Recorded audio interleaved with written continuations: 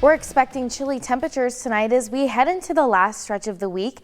Right now, we're taking a live look out at Grants Pass, where last night the Grants Pass City Council voted to move forward with plans to build a new shelter. That vote passed 5-3, approving the grant application for Elk Island Trading Group and Mint. Thanks for joining us for Newswatch 12 at 6. I'm Samantha Cadera. And I'm Oscar Rodriguez. We'll take a look at our Storm Tracker 12 forecast in just a few minutes. But first, Newswatch 12's Grace Ritz took a deep dive into that almost 5-hour meeting and explains what's next. The council chambers were packed Wednesday night with a resolution authorizing the notice of intent and a grant agreement for a homeless shelter on the agenda. At the end of the almost 5-hour-long meeting, the council approved the agreement with Elk Island Trading Company and Mint. It don't matter who you are, homelessness affects you. For months, the Grants Pass City Council has been taking applications and discussing grant agreements for a homeless shelter. 3 other applicants, including Elk Island, were scored. Pathways to Stability is our #1 scoring applicant. But after they didn't secure a location before the November 5th deadline, the council voted to move Elk Island Trading Group forward in the process. During Wednesday's city council meeting, Elk Island Trading Group owner Bernie Woodard discussed how the location, 210 Redwood Highway, came to be. By combining with Mint, we're able to grab the piece of property just to the north side of it called 200 Redwood Highway. Redwood Highway then connects with 218 and 220 that Mint already had. Elk Island partnered with Mobile Integrative Navigation Team to have 24-hour management at the shelter. We have been working diligently to develop a plan that we think would be an excellent partnership. Public comment at the meeting lasted for almost 2 hours, with neighbors and even competitors for the grant offering their support and asking the city council to vote yes. If there was ever an issue that you know Bernie needed to get down there, I could be right down there in 2 minutes and be his eyes and ears on the site for him. The shelter must be built and operational by June 1st. A closer look at the story and the meeting can be found on our website. Reporting in studio, I'm Grace Ritz. Continuum, formerly known as On Track Rogue Valley, is announcing the opening of an emergency lodging center on Riverside Avenue. The new low barrier facility offers 12 rooms for those waiting for residential treatment. The facility provides living essentials as well as peer support and other resources so guests can be supported until they enter a treatment program. Continuum says the facility is now open and serving clients. Tonight, the Medford City Council is hosting an open house as they consider several design alternatives for Main Street through downtown. The city is considering 4 designs, including its current and previous layouts, as well as 2-way travel with bike lanes. That open house is being held at the Oakdale Middle School Library, and it began at 5:30. An online survey is also available for residents to share their input through the 30th. That survey can be found on our website. Now let's check in with Storm Tracker 12 Chief Meteorologist Matt Hoffman, because you mentioned earlier today it's supposed to get pretty cold. When can we expect that to really crank up? Well, tonight is going to be awfully cold. You'll notice the difference already as you step out the door. With the mostly clear skies, we're seeing temperatures starting to tumble tonight already this evening. Let's take a look though first at rainfall totals. This is from the storm system that moved through last night and then into today. We are seeing showers wrapping up. Most of the beneficial precipitation was into Curry County. Both Brookings and Agnes seeing 61/100ths of an inch. About 2/10ths of an inch in Cave Junction, and notice less than 1/10 of an inch for Mount Shasta, Klamath Falls, Medford, and Montague.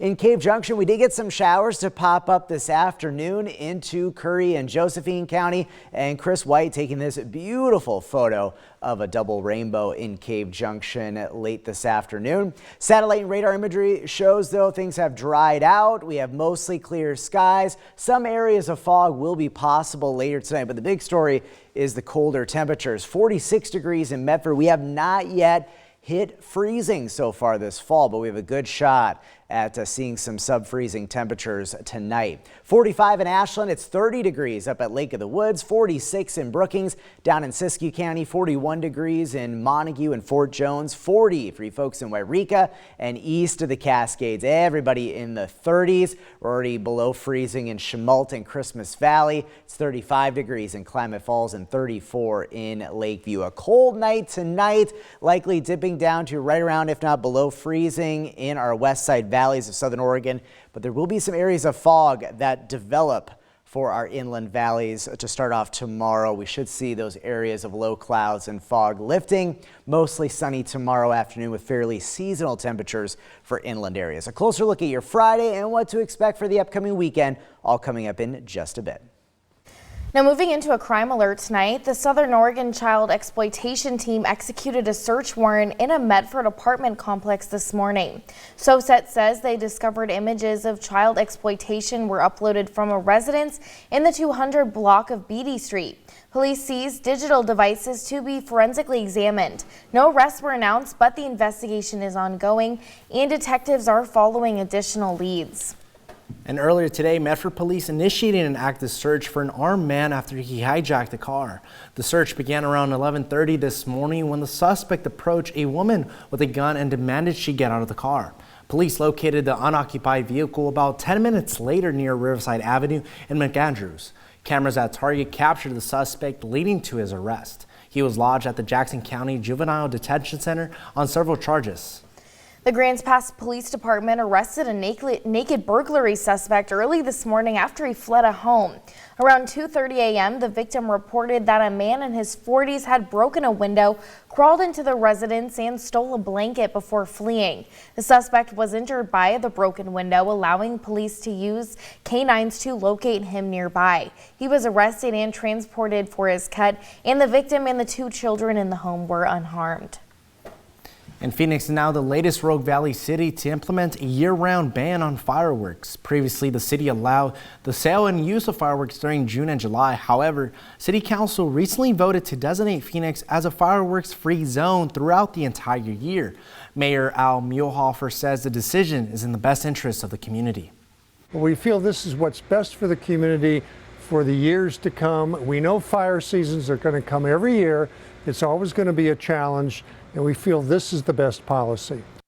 The mayor also says he understands that people want to use fireworks on 4th of July and New Year's Eve, but this ban means the city of Phoenix has one less thing to worry about during future fire seasons.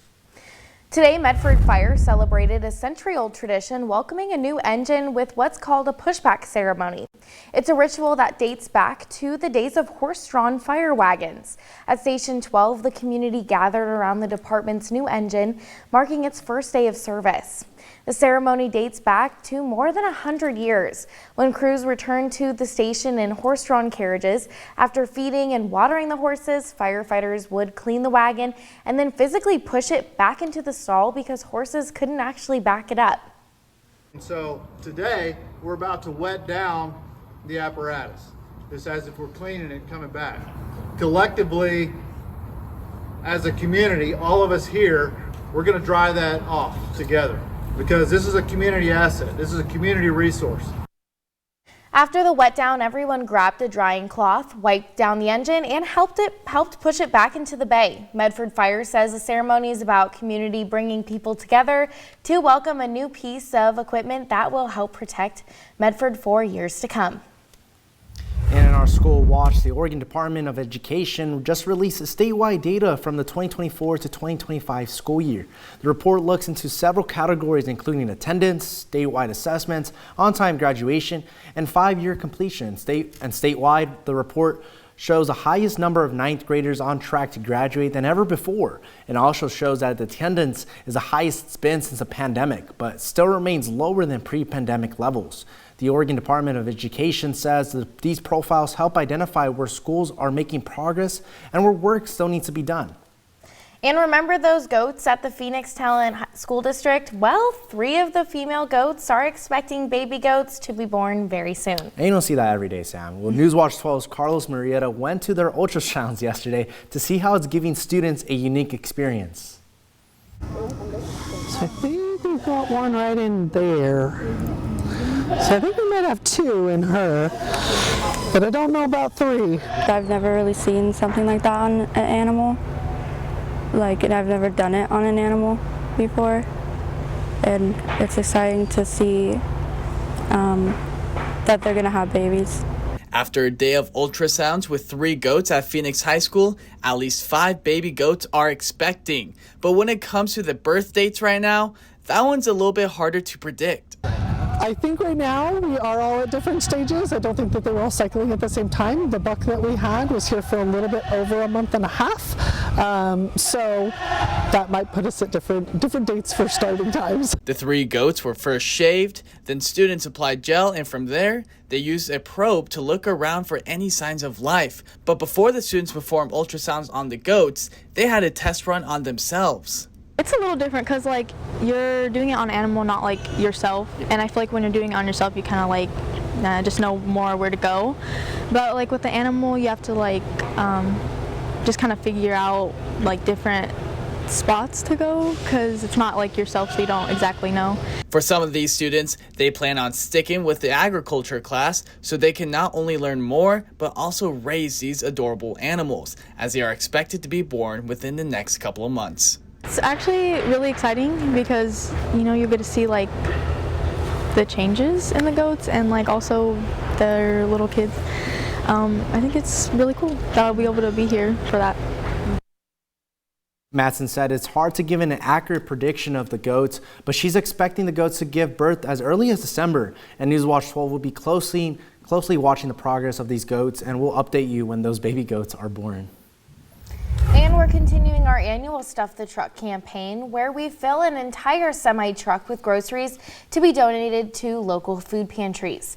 We've now reached more than 2,700 bags of groceries, but we still need almost 4,000 more to reach our goal. If you want to help us stuff the truck, all you have to do is visit any Ray's food place and buy a $25 bag of groceries at checkout.